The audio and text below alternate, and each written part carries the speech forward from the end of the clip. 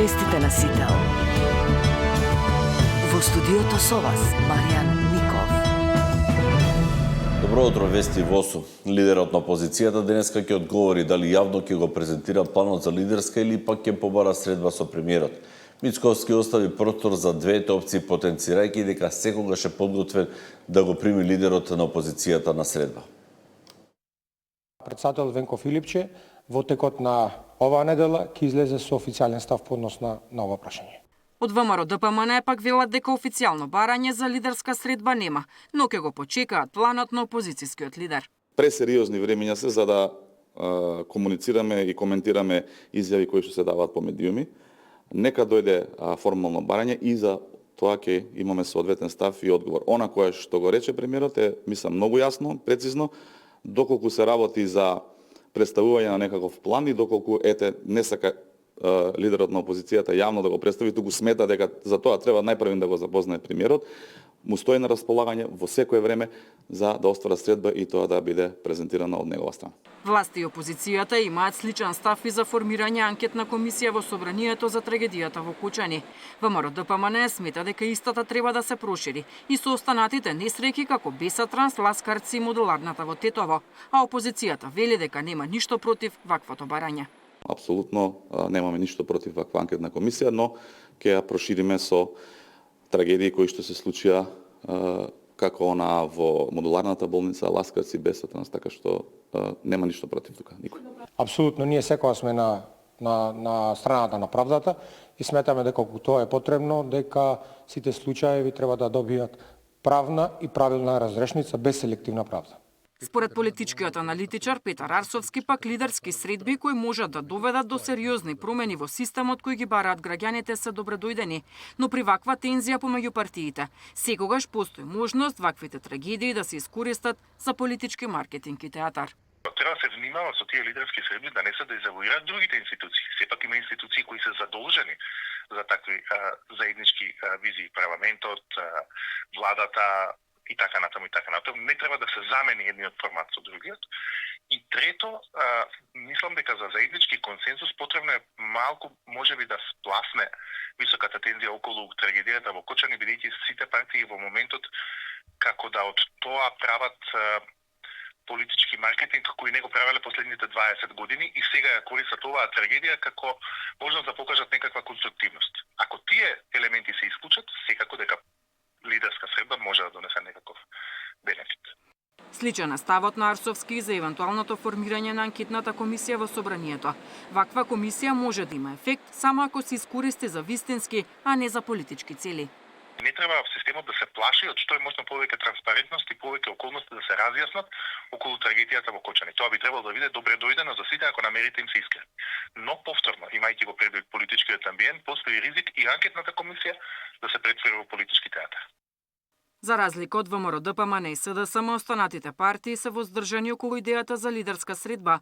Според владиниот партнер Вреди, Филипче нема кредибилитет за вакво барање и лидерската би била само губење време. Знам, прво ќе ја чекаат иницијативата, па потоа ќе решаваат дали би седнале на иста маса со СДСМ. Од дуи учеството на лидерска средба го условуваат со формирање на собраниска комисија со меѓународен надзор. Деспина Тодоровска, Сител телевизија. По 2 недели од несреќата, пратениците денеска се враќаат на работа со прво законско решение кое треба да превенира слични трагедии во иднина.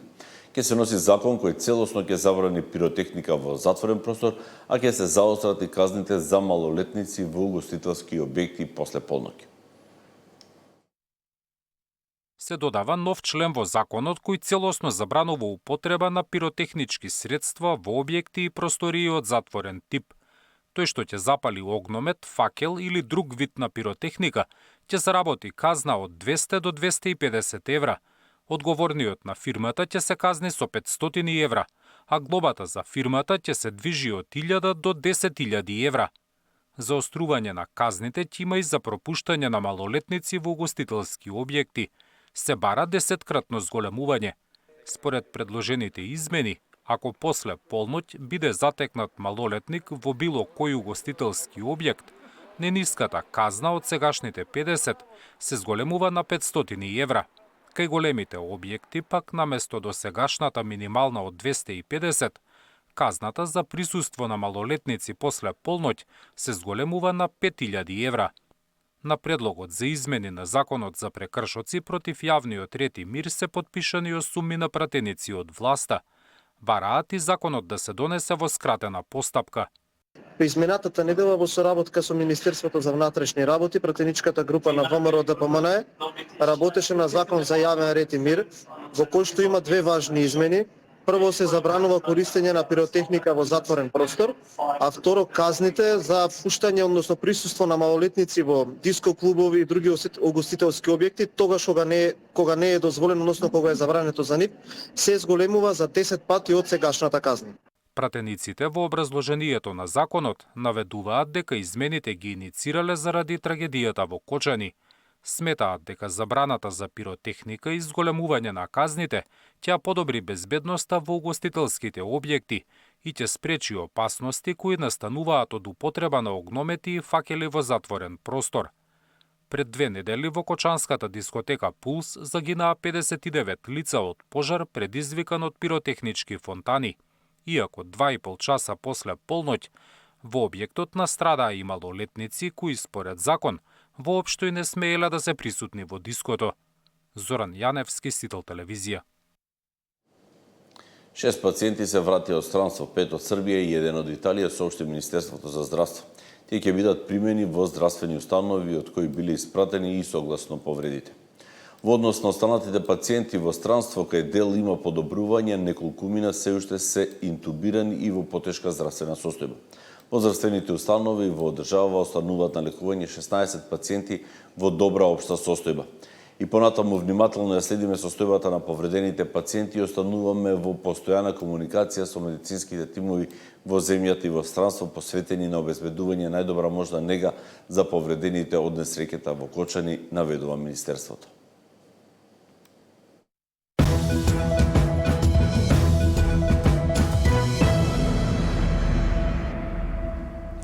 Член на обезбедувањето на премиерот Мицковски заработи кривична пријава за оддавање на службена тајна. Велешанецот вработе во МВР во специјалниот оддел за обезбедување на ВИП личности, кај се вечувал доверливи документи со чија содржина тргувал и изнудувал пари. За пријавата извести полицијата, од каде што велат дека во координација со јавното обвинителство биле извршени претреси во домови, возила и лица и биле прибрани докази за делото оддавање на службена тајна.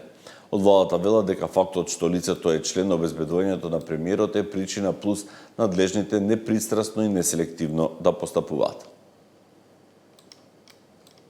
ВМРО ДПМН ги обвини предводниците на Сојузот на синдикати дека немаат представа како им е на работниците, зашто месечно заработуваат високи плати кои надминуваат 50.000 денари. Продолжуваат обвинувањата од власта кон ССМ за соработка со опозицијата по најавата дека ќе излезат на протест во среда со барање за повисок минималец. Според свиркачите од ССМ, кои се разочарани од актуелното раководство, Трендафилов и луѓето околу него го претвориле синдикатот во приватна фирма. Трендафилов и луѓето околу него одработуваат за нивните позиции по ноти на СДС кои и ги поставија на нелегитимен начин.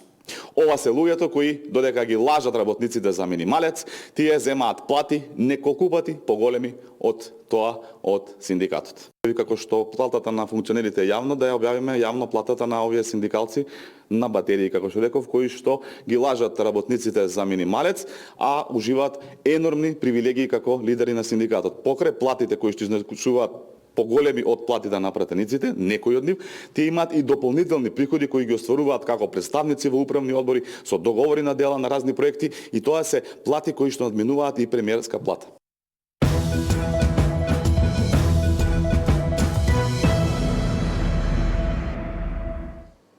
Фудбалската федерација на Македонија